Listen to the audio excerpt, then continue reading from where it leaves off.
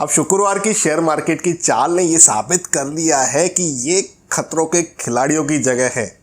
जो भी नए इन्वेस्टर्स थे, बिना स्ट्रेटेजी के डायरेक्टली स्टॉक मार्केट में घुस गए, उनकी अच्छी टेस्टिंग यहाँ पर हो गई। क्योंकि पहले ही हाफ में 11 साढ़े 11 बजे तक मुझे कम से कम 1 डज़न से ज़्यादा कॉल्स आ गए, जो लोग मेरे टच में हैं कि अब हम क्या करें। भैया शेयर मार्केट है, थोड़ी सी गिरती अगर आप घबरा जाते हो और आप बातें करते हो 10 से 15 साल रुकने की, यहाँ पर इन्वेस्टेड रहने की, तो आप कैसे टिक पाओगे। पेशेंस टेस्टिंग होती रहती है शेयर मार्केट में। यहाँ पर जिसके अच्छे पेशेंस हैं वही टिकेगा बाजार में। खैर, आज का जो ये वीडियो है वहाँ पर मैं आपके साथ चर्चा करूँगा 2 शेयरों की। यहाँ पर ये दोनों शेयर्स 50 रुपये से नीचे की कीमत के हैं, जो मुझे कहीं ना कहीं ठीक लग रहे हैं। और इसके पीछे हमेशा की तरह मैं एक ऑब्जेक्टिव डिस्कशन आपके साथ शेयर करूँगा, जिसमें फैक्ट्स होंगे, जिसमें काफ़ी नंबर्स होंगे, मेरा एक लॉजिक भी उसमें होगा, और सब्जेक्टिव डिस्कशन भी करूँगा। लेकिन वो मैं करूँगा कंक्लूजन वाले पार्ट में, क्योंकि कंक्लूजन वाले पार्ट में मैं ये भी बताऊँगा कि किसे इन पर्टिकुलर शेयर्स में इन्वेस्ट करना चाहिए और किसे नहीं करना चाहिए। वैसे ही कोई ज़ोर ज़बरदस्ती हमेशा की तरह नहीं रहने वाली है। मैं सिर्फ अपना प्रोस्पेक्टिव शेयर करूँगा कि किस तरीके के निवेशक को ये जो 2 शेयर्स की हम चर्चा करने वाले हैं उनमें निवेश करना चाहिए या नहीं करना चाहिए। ठीक है, तो शुरू करते हैं इस इंटरेस्टिंग वीडियो को। आइए मिलकर सीखते हैं। तो स्क्रीन रिकॉर्डिंग भी मैं स्टार्ट कर देता हूं, ताकि जो भी मैं आपके साथ डिस्कस करूं वो चीज़ें आप यहां पर देख भी सको। और ये जो इन्फॉर्मेशन है ये मैं ग्रो के प्लेटफॉर्म से रेफ़र कर रहा हूं। और ग्रो एक new age completely free online investment platform है। यहाँ पर आप बिना बाहर जाए, बिना ब्रोकर के पास जाए, म्यूचुअल फंड्स में ऑनलाइन घर बैठे इन्वेस्ट कर सकते हो। ना कोई मिडलमैन, ना कोई चार्जेस, 100% फ्री, जिससे आप पैसे बचा लेते हो। और 100% पेपरलेस है। 5000 से ज़्यादा म्यूचुअल फंड्स में आप ग्रो के ज़रिए इन्वेस्ट कर सकते हो। इन्होंने 40 से भी अधिक AMCs के साथ पार्टनर किया हुआ है। UPI, NEFT, ये सारे ही मेथड से उनके जरिए आप ग्रो के 128 बिट SSL इंक्रिप्शन के थ्रू सेफली पैसे इन्वेस्ट कर सकते हो। इसके अलावा अगर आप ऑलरेडी म्यूचुअल फंड्स में इन्वेस्टमेंट करते हो तो उन्हें भी आप ग्रो पर ट्रांसफ़र कर सकते हो बड़ी आसानी से। और अगर आपको कोई दिक्कत आ गई तो लीडिंग कस्टमर सपोर्ट भी मौजूद है। और 10 मिलियन से ज़्यादा लोग ग्रो का इस्तेमाल करते हैं। मैंने भी ग्रो की ऐप को डाउनलोड किया हुआ है। मैं भी म्यूचुअल फंड्स के लिए यहाँ पर ग्रो को यूज़ करता हूँ। अब ग्रो का ऐप मुझे पर्सनली बहुत ही सिंपल लगा है। मैं आपको बताता हूँ क्यों। देखिए, जस्ट मैंने ये ऐप ओपन कर दिया है। अब यहाँ पर मैं एक फ़ंड को सर्च करता हूँ, डिजिटल ग्रोथ फंड। ठीक है, आप यहाँ पर देख सकते हो कि 1 साल में कितने % इस फंड ने रिटर्न्स दिया है। मिनिमम 100 रुपये से भी आप इसमें इन्वेस्ट कर सकते हो। इसके प्रॉस कौन से हैं, कौन से स्टॉक्स में होल्डिंग है, कौन इसे मैनेज कर रहा है, ये सब चीज़ें एक ग्लांस पे समझ में आ जाती है आपको। एक ही जगह पर, एक ही मैं ये पेज को स्क्रॉल करते गया और सारी चीज़ें मेरे सामने आती गई। अगर आपने भी अपना ग्रो पर अकाउंट नहीं बनाया है तो तुरंत बना लीजिए। बेसिक KYC डॉक्यूमेंट्स लगते हैं, जैसे कि पैन कार्ड हो गया, photo, bank details, address proof, ये सब देकर ग्रो के ऐप पर आप आसानी से अकाउंट क्रिएट कर सकते हो। आपकी जो KYC है वो भी ग्रो करा देता है। ग्रो ऐप को आपको एक बार ज़रूर ट्राई करना चाहिए। लिंक नीचे आपको डिस्क्रिप्शन में मिल जाएगी, ज़रूर चेकआउट कीजिएगा। तो अब देखिए, जो पहला शेयर मैंने चुना है वो है यूनियन बैंक ऑफ इंडिया। 38 रुपये 10 पैसे का भाव चालू है जब मैं ये वीडियो रिकॉर्ड कर रहा हूँ। यहाँ पर अगर 5 ईयर्स के रिटर्न आप देखोगे तो लगभग 70% डाउन है ये। 3 ईयर्स के रिटर्न देखोगे तो 58% डाउन है। 1 साल के रिटर्न्स देखोगे तो 30%, जो कुछ भी नहीं हुआ। बाकी स्टॉक्स तो 300% भी बढ़े हैं, 100% तो बढ़े ही हैं, ये तो 30% ही बढ़ा है। तो इतने खास कुछ रिटर्न्स यहाँ पर नहीं है, इसलिए मुझे सस्ता लगा है, मैंने पकड़ा है। और मैं इन्वेस्टमेंट स्ट्रेटेजी वाला जो सेक्शन है कंक्लूजन में, वहाँ चर्चा भी करूँगा कि मेरा जो प्रोस्पेक्टिव है वो क्या रहा है। सब्जेक्टिव चर्चा रहेगी, क्योंकि पहले हम ऑब्जेक्टिव को देख लेते हैं। ठीक है, 52 वीक हाई लो अगर आप देखें तो यहाँ पर 45 रुपये का 52 वीक हाई है, और लो की बात करें तो 23 रुपये का है, और इस समय 38 रुपये के आसपास के रेट है। ठीक है, यहाँ पर फंडामेंटल्स की बात करें तो मार्केट कैपिटलाइजेशन 26,000 करोड़ की है। ROE की बात करें तो 5 का है। PE रेशो की बात करें तो 8.5 का है। इंडस्ट्री PE से काफ़ी आपको सस्ते में मिल रहा है। इंडस्ट्री जो PE है वो 14 के आसपास का है। डिविडेंड यील्ड कुछ भी नहीं है, ये डिविडेंड नहीं देती है। बुक वैल्यू की बात करें तो ये बुक वैल्यू के भी नीचे इस समय इस बैंक का जो स्टॉक है वो ट्रेड कर रहा है। ये कंसीडर करने वाली चीज़ है। ये एक जो ऑब्जेक्टिव चीज़ है वो एक ये है कि बुक वैल्यू से भी कम पर इसका जो स्टॉक प्राइस है वो ट्रेड हो रहा है। अब दूसरी जो चीज़ है प्रॉफिट की, प्रॉफिट अगर आप ईयरली देखोगे 2017 में यहाँ पर 550 करोड़ के आसपास था।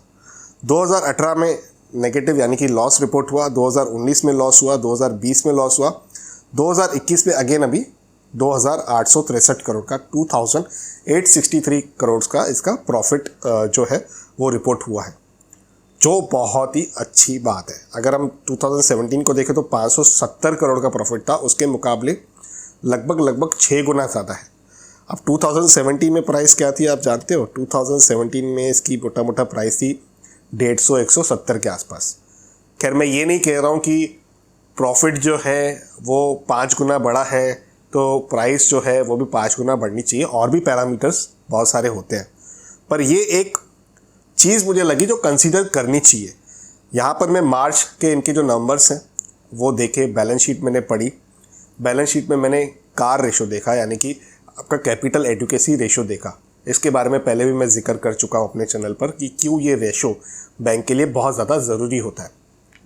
8 से 12% के बीच में रेशो होना चाहिए, और जितना ज़्यादा ये रेशो रहेगा उतना बेटर रहेगा, और इनका 12 के आसपास है, 12 से थोड़ा ज़्यादा है, उसके आसपास है।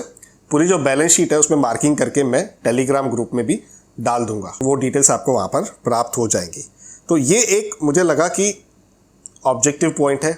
एक बुक वैल्यू से भी इसका जो स्टॉक प्राइस है वो नीचे है, प्रॉफिट में आया है इस पर्टिकुलर बैंक का बैलेंस शीट, और उस समय जो ये शेयर है वो अभी भी डगमगा के चल रहा है, कोई बड़ी अच्छी ग्रोथ नहीं है ये स्टॉक प्राइस में। बाकी शेयर होल्डिंग पैटर्न तो साफ है, PSUs का तो बड़ा ही ट्रांसपेरेंट शेयर होल्डिंग पैटर्न है। अभी भी जो है वो प्रमोटर्स की हिस्सेदारी आपको ज़्यादा दिखेगी, और प्रमोटर्स आप सभी जानते हो कौन है। अच्छे म्यूचुअल फंड्स ने भी यहाँ पर इन्वेस्ट किया हुआ है, उनके भी पोर्टफोलियो में यूनियन बैंक का स्टॉक पड़ा हुआ है। अब जो दूसरा स्टॉक मैंने चुना है वो है PNB, पंजाब नेशनल बैंक।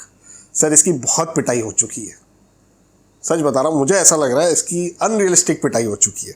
5 साल के रिटर्न्स 56% नेगेटिव, 3 साल के रिटर्न्स 55% नेगेटिव, 1 साल के रिटर्न्स 22%, यूनियन बैंक एटलीस्ट 30% आई है, 22%।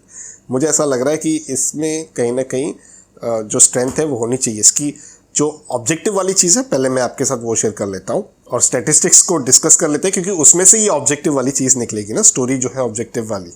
52 वीक हाई की बात करें तो 46 रुपीज़ का है, 52 वीक लो की बात करें तो 26 रुपीज़ के आसपास का है।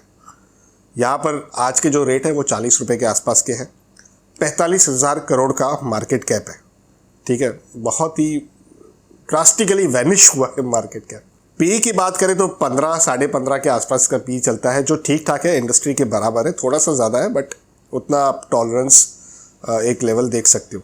बुक वैल्यू इसकी भी देखिए 88 रुपीज़ की बुक वैल्यू है, और स्टॉक उसका आधा चल रहा है, मतलब 40 रुपीज़ चल रहा है, और बुक वैल्यू जो है वो 88 रुपीज़ की है, तो आधे से भी इनफैक्ट कम ही है स्टॉक का प्राइस, ठीक है। यहाँ पर भी अगर आप प्रॉफिट को देखोगे, ईयरली प्रॉफिट को देखोगे, तो ये 2020 से ज़्यादा रिपोर्ट हुआ है। 2018 के तो नंबर्स का बड़ा रीज़न हम सभी जानते हैं, 2019 के नंबर्स हम देख पा रहे हैं यहाँ पर। 2020 में मामूली प्रॉफिट आया, 2021 में दोबारा जो है वो प्रॉफिट यहाँ पर रिपोर्ट हुआ है 2562 करोड़ का, 2562 करोड़ का, जो 2017 से लगभग डबल है, डबल से भी ज़्यादा है, इनफैक्ट 1187 है वहाँ पर, ये 2562 है। 2017 के अगर मैं आपको प्राइस दिखाऊँ इनके, तो 170, 175, 180 इस रेट पे जो है ये बैंक का जो स्टॉक है वो ट्रेड करता था, काफ़ी अच्छी प्राइस पर ये ट्रेड करता था। और इसकी भी बैलेंस शीट जब मैंने पढ़ी तो यहाँ पर भी जो कार रेशो है वो ठीक ठाक है, 12 से स्लाइटली अप है जैसे यूनियन बैंक का है। इसकी भी बैलेंस शीट जो है वो मैं टेलीग्राम ग्रुप में डाल दूंगा, ताकि आपको फर्दर रिसर्च करनी हो, नंबर समझने हो, अपने इन्वेस्टमेंट एडवाइज़र से सलाह लेनी हो, तो as a valuable input, easy input आपके लिए वो अटैचमेंट साबित होगी। तो टेलीग्राम यूज़ करते हो तो चैनल ज़रूर ज्वाइन कर दीजिएगा, बिल्कुल फ्री है, संडे निवेश नाम है, आप टाइप कीजिए, स्क्रीनशॉट आपको यहाँ पर देखने के लिए मिलेगा, डिस्क्रिप्शन में मैं लिंक भी दे दूंगा, ठीक है। अभी ये बातें हो गई हमारी ऑब्जेक्टिव वाली, अब सब्जेक्टिव बातों की तरफ भी थोड़ा ध्यान दे देते हैं। आप आज भी जाइए अपने मोहल्ले में, अगर आपके PNB बैंक है, यूनियन बैंक है, आप देखोगे कस्टमर्स की लंबी चौड़ी कतार वहाँ पर लगी हुई है। कस्टमर्स जो हैं अभी भी इन बैंकों पर ज़्यादा भरोसा करते हैं।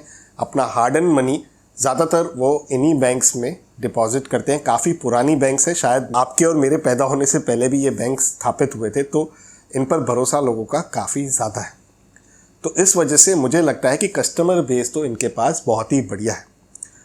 थोड़ा कितना देखिए समय रहता है, हर किसी का एक समय होता है जो आज शायद प्राइवेट बैंकों के फेवर में चल रहा हो, कल शायद दोबारा सरकारी बैंकों के फेवर में आ जाए।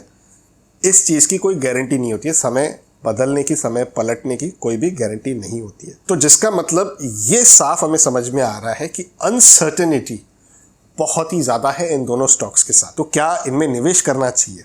अब देखिए, कोई मैं रिकमेंडेशन नहीं दे रहा हूँ, मैं ये बता रहा हूँ कि मैं किस तरीके से देखता हूँ, मेरा एंगल क्या है, और वो चीज़ें साफ साफ आपके सामने रखता हूँ। तो ये कंक्लूजन वाला जो सेक्शन है ये मेरे ओपिनियन के हिसाब से होता है और मेरे लिमिटेड नॉलेज के हिसाब से होता है। आपको शायद मेरे से ज़्यादा नॉलेज हो सकता है, तो यहाँ पर आप सिर्फ इस कन्वर्सेशन को as a prospective, as a input ही लीजिएगा। देखिए, अगर आप ऐसे निवेशकों की जिसने 1 लाख रुपए का पोर्टफोलियो बनाया हुआ है, तो वैसे लोग 50-50 शेयर दोनों इन बैंक्स के ले सकते हैं। अनसर्टेनिटी ज़्यादा है तो वहाँ पर प्रॉफिट बनने के चांसेस भी ज़्यादा होते हैं और अच्छा खासा प्रॉफिट बनने के चांसेस होते हैं। इनफैक्ट जितनी ज़्यादा अनसर्टेनिटी उतना ज़्यादा आपकी प्रॉफिट बनने की जो प्रोबेबिलिटी होती है वो बढ़ जाती है। लेकिन अनसर्टेनिटी का एक दूसरा साइड भी है, जैसे हर सिक्के के 2 पहलू होते हैं। तो यहाँ पर जो दूसरा पहलू ये है कि अगर अनसर्टेनिटी ज़्यादा तो लॉस होने की जो प्रोबेबिलिटी होती है वो भी बढ़ जाती है।